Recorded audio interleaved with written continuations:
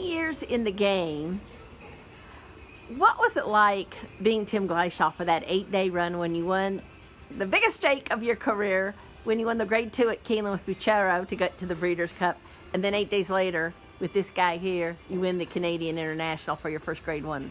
It was just an amazing experience. Obviously, we entered in both the races because we thought we had a chance, but obviously, Bucchero was 26-1 and Bullard was 42-1, and we thought they'd both run well. We never expected, Bucchero to win fairly easy like he did, by a length and 3/4, and really had the race under wraps. And then, what Bullard did up there, he's never done in his life before.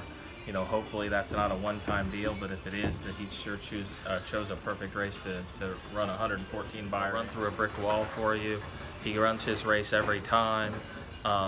He's had some unlucky races this year. I think he would have had some wins before the Canadian International, but he definitely has his own personality. They're very workmanlike horses that weren't paid. Not a lot of money was paid for him.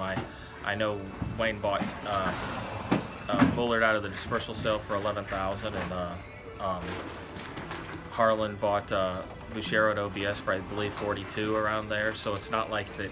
These were horses that people paid $300,000, $400,000 for, and those are the kind of horses that usually win those kind of races. Winning the race at Keeneland, I didn't grow up around horses. I'm not in the little network of Daddy and Grandpa worked in this industry, and I got 30 horses given to me when I decided I wanted to start training, and that's a lot of what goes on over there. I mean, not bad-mouthing those people. A lot of those guys are very, very good trainers, but I didn't come up like that. I claimed Natalie and I claimed our first 4 horses, that we owned ourselves, that were claimers. So that's how we started.